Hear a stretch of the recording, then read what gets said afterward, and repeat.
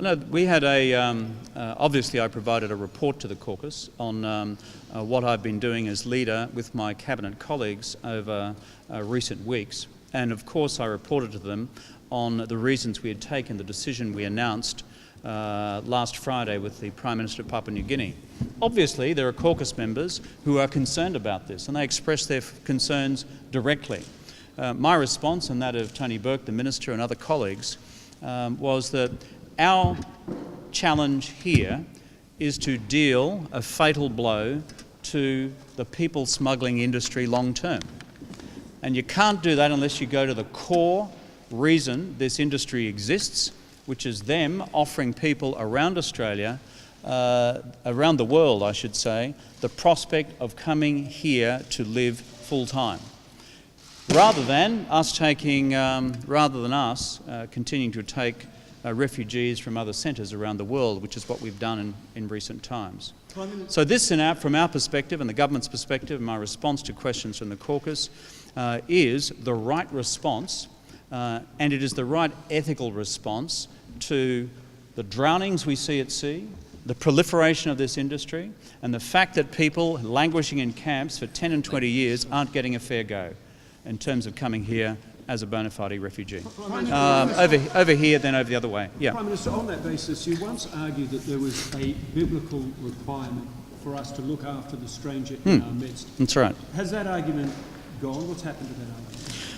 Well, without going to the absolute accuracy of your quote, let me say this. We have an ethical responsibility to look after people wherever we can. And that means that when people come to our shores, we look after them humanely, and we look after them humanely consistent with what we're required to do as well through international law and under the Refugees Convention. And through this approach, the regional resettlement arrangement, we are doing precisely that. We have been mindful of, first of all, the importance of people being treated in a humane fashion. We have been mindful of the requirement that people are assessed according to proper standards. We are mindful also that under the current provisions of the Convention, no one is actually ultimately required to provide a final state of residence for a person determined to be a refugee. There is a requirement for best efforts under the current Convention, but no requirement to actually say, here is where you can live once your status is determined. We have done that. And on top of that, it is the requirement we feel both under international law and in our response to this practical challenge, to use the humanitarian quota of 20,000 places to benefit those who are languishing and in some cases rotting in camps around the world. These are our ethical requirements as well, and I will not be Prime Minister of Australia and see the entire orderly immigration system itself threatened by not sending a message such as this to the people smuggling industry around the world. Prime Minister, then I had someone over here. Yes. Prime Minister, how quickly can you scale up Manus Island to, I think, 3,000 that you mentioned? And also, if your efforts are frustrated in legislation after the election, would you be prepared to call a double dissolution? Well, I'm not going to go into hypotheticals at all. What we have done is put forward a clear-cut policy. We've negotiated and agreed it with the government of Papua New Guinea. We have had a Cabinet National Security Committee and its advisors and the full Cabinet working on this for some weeks. We believe we have a thorough approach which is eminently defensible in the international community and with the prospect of being effective.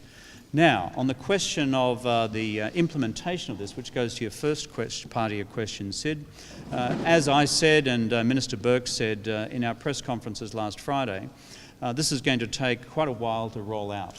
This is a big operational undertaking, and I've said from the outset there'll be bumps in the road, there'll be challenges on the way, we understand that.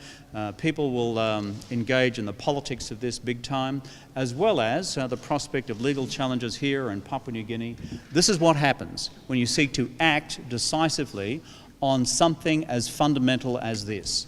But we make no apology for the decision we have taken. We've reflected on it long and hard, and we believe it's the right response given the incoming problem that we now face. Well, say you won't apologise for the tough and serious policy, but will you apologise for dismantling the Pacific Solutions? Many people Well, and many times in the recent debate on the question of asylum seekers policy, what I've said is this, and I think you're aware of it. Number one, we took our policies to the 2007 election with that explicitly made clear to the Australian people, and we voted in on that basis. And we did so under the circumstances at the time. What I've said most recently in interviews on this subject is that circumstances then, internationally, changed, particularly in the period of 2009-10. I've also said that we should have adjusted our policy earlier. What I'm saying now is, given the information about the numbers of people coming, secondly, it overwhelming our humanitarian quota of 20,000 a year, who normally we ask people around the world through the UNHCR to fill, this required an adjustment in policy. That's what I've said, and that's what that underpins the new policy approach we've adopted for the future. Remember, Australia remains the third most generous country in the world in the resettlement of refugees. After the United States and Canada, we take the largest number. Under this government, we've increased it from 12 to 20,000 a year. I've foreshadowed that with the successful implementation of this regional resettlement arrangement, that we also leave open the possibility of increasing that number from 20 to 27,000.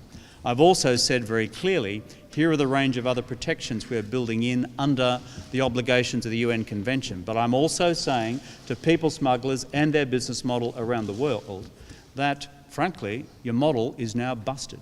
And you better get used to that fact, because this government is going to take a hard line on this. These folk are merchants in death, and with that, their business model needs to be dismantled. Part of this policy response is to do just that.